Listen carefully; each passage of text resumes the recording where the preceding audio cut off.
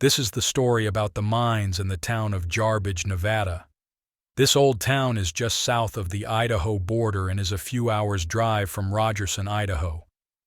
It was back in 1908 that the United States Congress established the Humboldt National Forest in northern Nevada. This area was long known as being an evil place by local natives.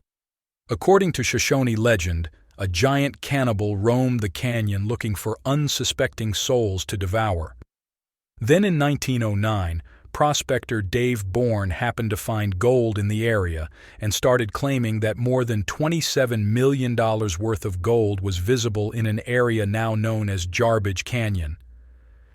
By the end of that year, it is said there were around 50 other miners in the camp out looking for gold.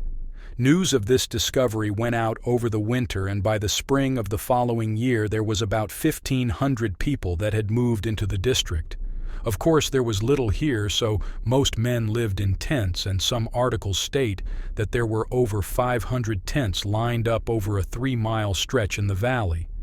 However, by early summer the following year, it didn't take long for miners to find out that the gold values were overly exaggerated, and the rush was over almost as fast as it started.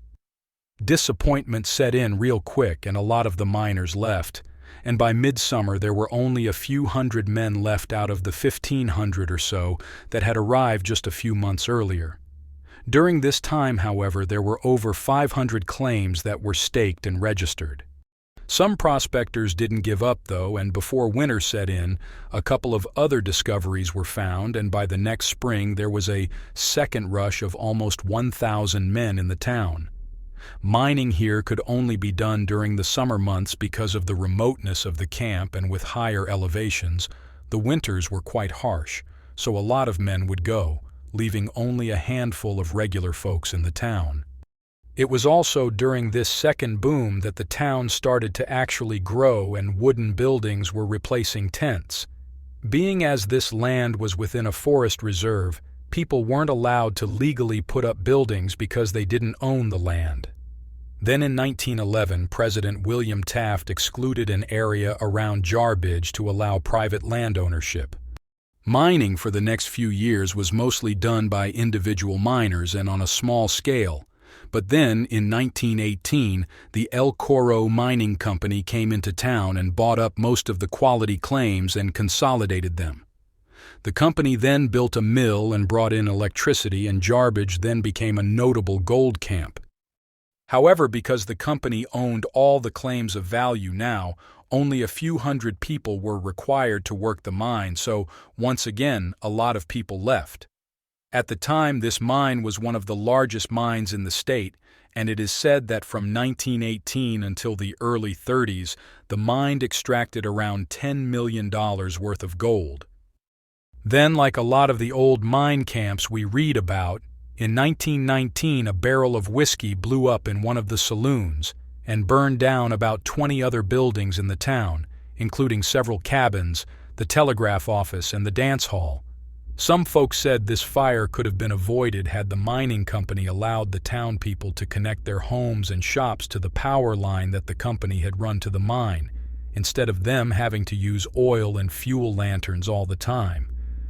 Jarbidge would also go down into history as being the place of the last American stage robbery. In 1916, the mail stage running into Jarbidge was held up, and the stage driver was attacked and killed.